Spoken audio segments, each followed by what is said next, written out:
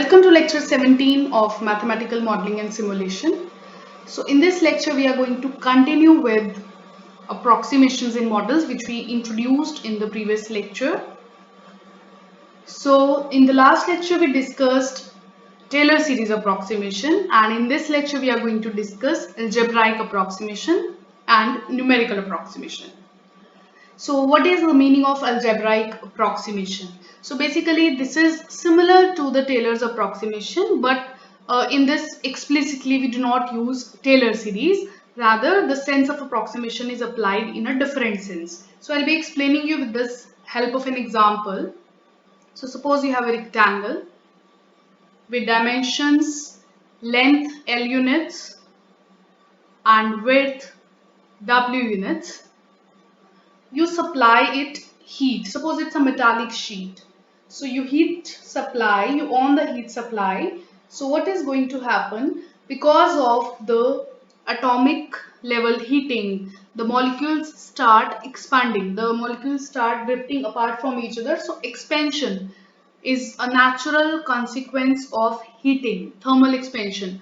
So every solid or liquid, you can say, it expands when heat is supplied to it, although that expansion is very small in comparison to the size of the material, and that also depends on the individual materials. Some materials expand more, some expand less, but an expansion is definitely there. So on a supplying heat, expansion is going to be there. So we get a change in length L plus delta L and a change in width W plus delta W. So this expansion in the dimension of sheet is proportional to the temperature difference. Earlier temperature was T, it's T plus delta T now. So consider the expansion in length. So it's delta L by L is proportional to delta T. Delta L by L is dimensionless. So this alpha into delta T should also be dimensionless. So the dimension of alpha should be per unit time. So it is proportional to delta T. So we introduced the proportionality constant alpha. So which is giving us this, and the proportionality constant is actually having the dimension of per unit time. So delta L by L is alpha delta T. It is known as, the alpha which we introduced is known as coefficient of thermal expansion, and it depends on,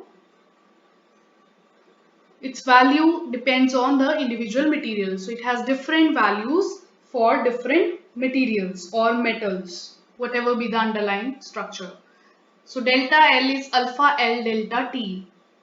Similarly, for width we can write delta W is alpha W delta T, and if we compute area, so this is A LW, this is the old area, original area before expansion, and A plus delta is the new area given by L plus delta L into W plus delta W. So you substitute the value of delta L and delta W and then just simplify this expression. So it's LW plus alpha LW delta T alpha LW delta T plus alpha square LW delta T square. LW can be taken as common, which is A.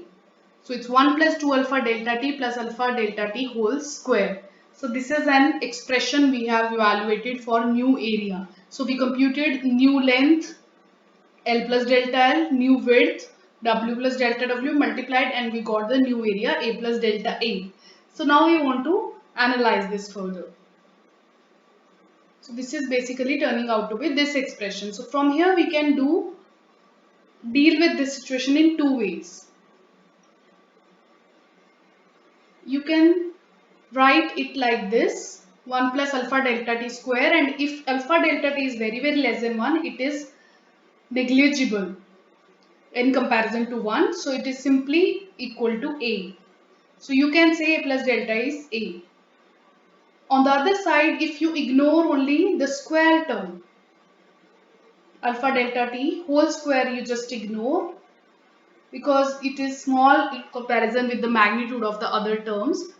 So then A plus delta A is A into 1 plus 2 alpha delta T. So delta A is in this case given by 2 alpha A delta T. So this is a non-zero change in area. So in the first part, in the first way, we wrote it as a whole square and then ignored alpha delta T. So in that case, you can see negligible change, and it's actually the zero change which is being depicted by that approximation, that no area changes at all, delta A is zero. But if you deal with this situation in this way, that you ignore only the square term but keep the linear term, so you get a non-zero changes there. Although the magnitude of change can be very small, but definitely it is there. We do have a precise idea about that this much is the change. So this is called algebraic approximation, that we did not use any Taylor series, but we want to just get rid of the higher degree terms, because alpha into delta T as a whole is a small quantity. So alpha is also small. But if delta T is very large, then something should happen, that alpha into delta T. So that as a whole should be small in comparison to 1. In that case, that square can be ignored. Otherwise, this approximation will not be valid. So we have obtained the formula for change in area. And you can write it like gamma, where gamma is 2 alpha and it is called the coefficient of area expansion or surface expansion.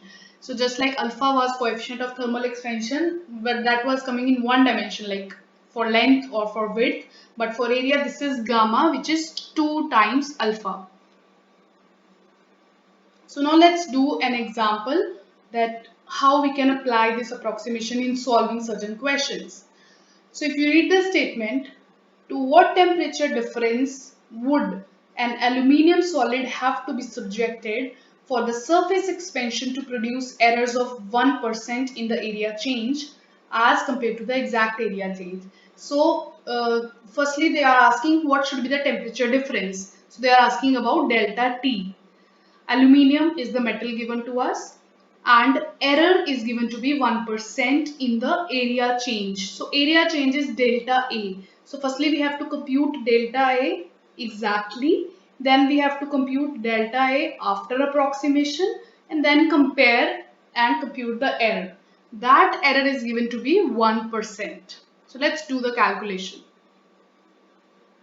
So 1% area change means this is delta A. So A plus delta A is originally this. Without approximation, this was this formula. So this is, you can say, exact area. So if you want to find exact area change, so that's only delta A. So this is exact change in area before applying the approximation. But if you apply the approximation, then this changes A to alpha delta T, because the square term we ignore in the algebraic approximation. So this is the approximate change in area. So now error is the exact value of change minus the approximate value. So this is the subtraction of these two expressions which we have just found, and this will be A alpha square delta T square. So subtracting these two, we get error in the area change.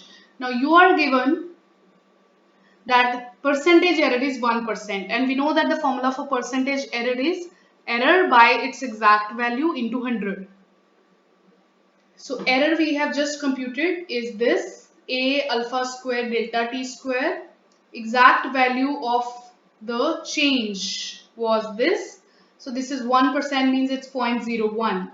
So you just simplify this and it's easy. This calculation is easy to follow. You can see that finally you'll get delta T is 2 into 0.01 by 0.99 into alpha.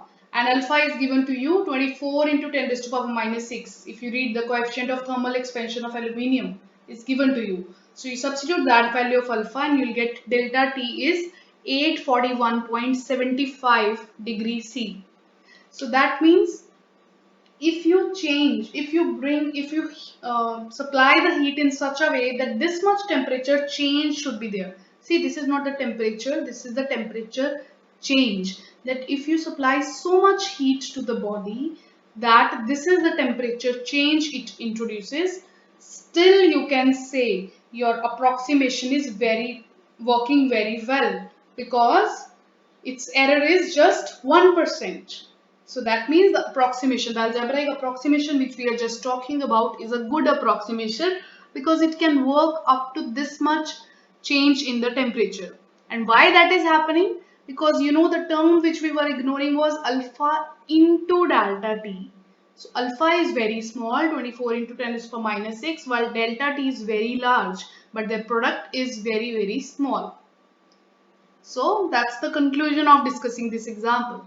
If delta T is so large, but still your error is just 1%.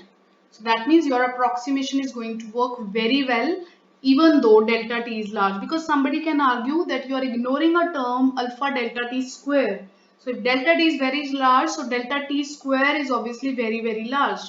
But it does not matter, because we need not look at their individual magnitudes of alpha and delta T. We need to look at their product, their multiplied magnitude. So alpha into delta T is small.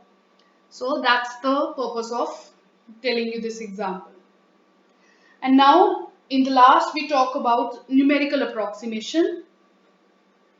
So this is an approximation which is different than the Taylor series approximation and the algebraic approximation. How it is different?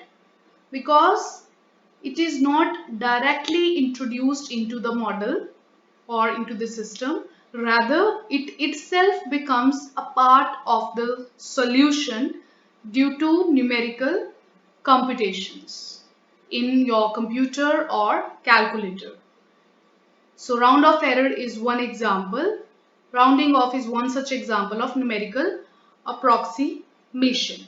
So it's usually unavoidable. So this is something I am not going to spend time on, because numerical approximation is something you all are familiar with. You have already studied a course on numerical analysis, and that course starts from the error analysis, that there is round off error, there is chopping error, and these are not the errors because we are incorporating certain approximations. Those approximations are by itself coming into the solution because you are taking the help of a computer or a calculator to solve it. So if irrational number is there, it has an infinite decimal expansion, but because of the finite bit system of your computer or calculator, it has to truncate, it has to incorporate that round off or chopping in certain way so that you get an error. So never ever exact values are used in the calculations. So sometimes these errors become too high, but sometimes they are uh, reasonably small. But whatever it is, the numerical approximation is something we cannot control of because they are not introduced by us. So it has something to do with the significant figures and the all those rounding of errors and all. And that part you have already done. So we are not going to do anything on this. So that's all about the approximations.